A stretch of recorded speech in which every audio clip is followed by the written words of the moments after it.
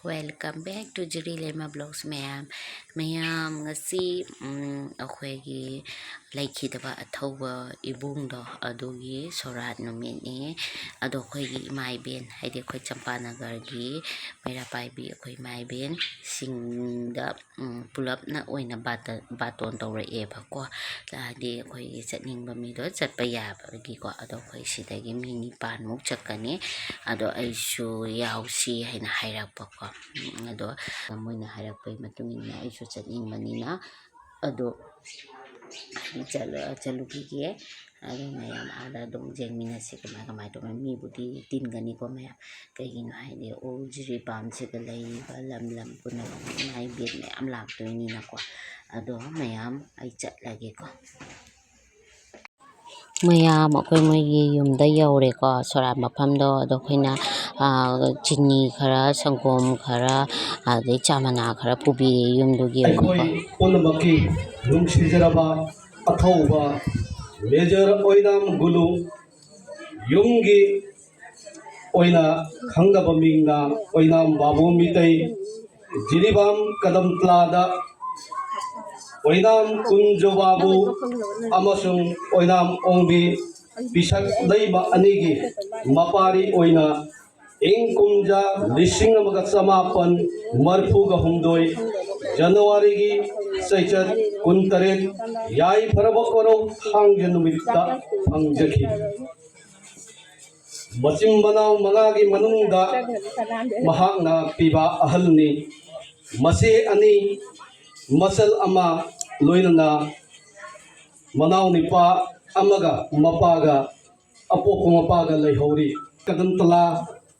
hairiba hungang asigi dalai biriba primary kadabla primary school da laik tamba horakpaga loinana imungi laita lairagi thaudang kaya yarakpaga loinana mikha poliba ireiba iramdam asibu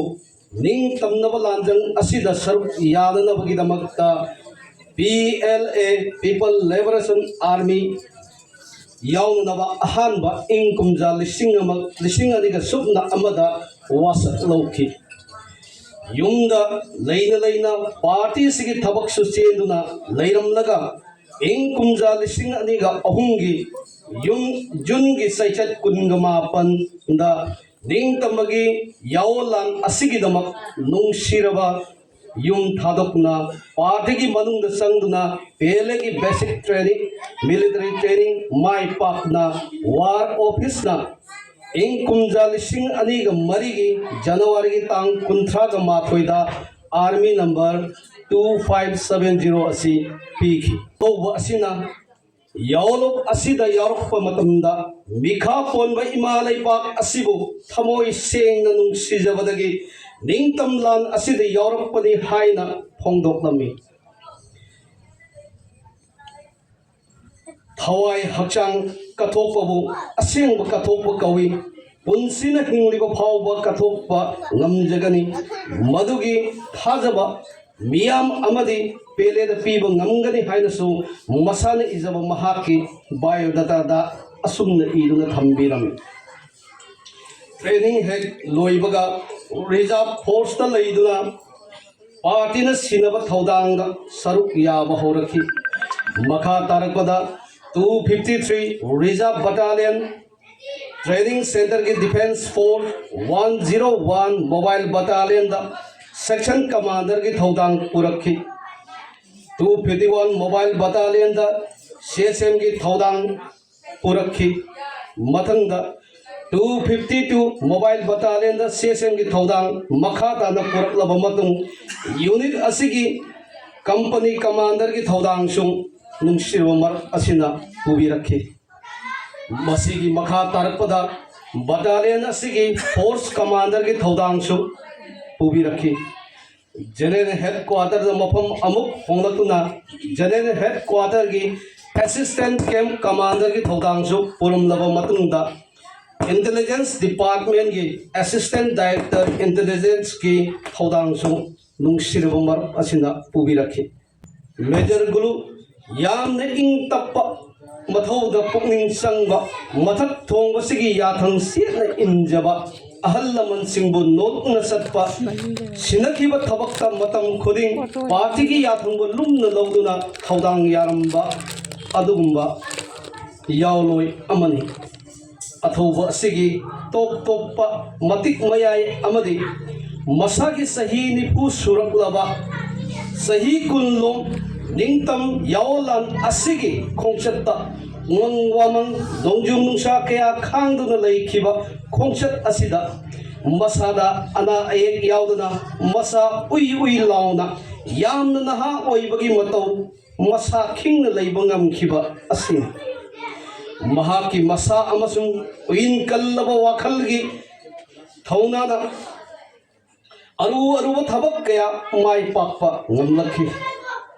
mahakna leiram khiba lanmigi unit department khudingmakta thabak thawlangsing pangthokpada shok thaba amadi awawa thidana yawal ihubu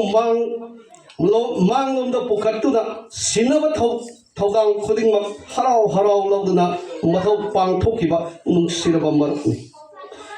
ima leipak amadi miyamgi ningtam lanjang asida aroiba punsigi isel phawba ninghanaba leitana thawna phana mathaudang pangthoklaba nungsiraba aikhogi maruk major gulun ingkumja sal lishinganiga kunmari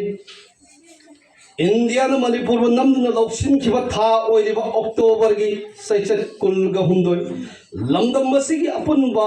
yawalop singi kangbu amagi lusingduna iraibak iramdam asibo ngaksa senjabagi thaudang poduna sangsinbada yeknabagi mayok naba lanpham amada athauba maru major gulu amasung priprakpogi athauba maru aniga punna iraibak kidamak Hawaii Pontha Piki Lake Maru Asina Iramdam Masigi the Map Hawaii Katopuna Iramdam Yai Punaba Iramdam Masigi Tungi the Mak Lamjing Mara Oina I quite Punamaki Mahut Chinduna Satkiba Loina Mahaki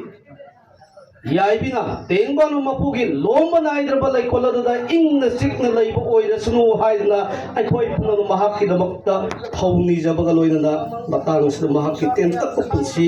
Wari Kongset Asigi Matan beyond the Kangan Zabasi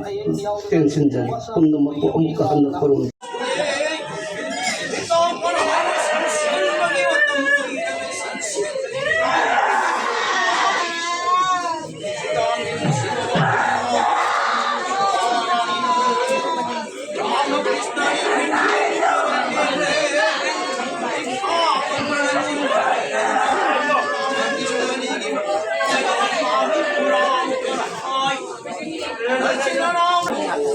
Mayan si macam nupi kaya atombi ni gitu amas ni macam nupi ahli kita mau alam betul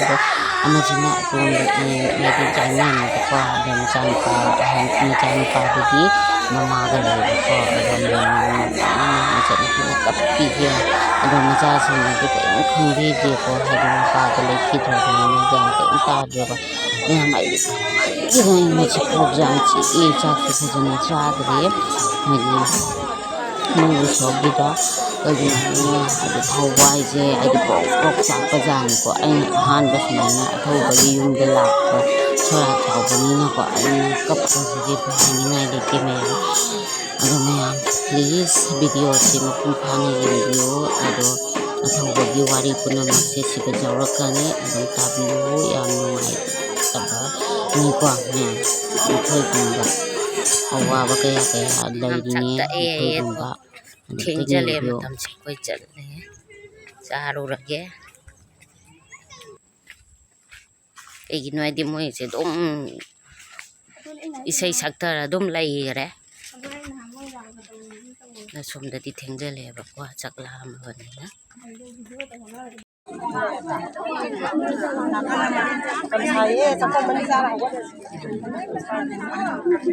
Noi nupa kamu gidi plan ka thamni natra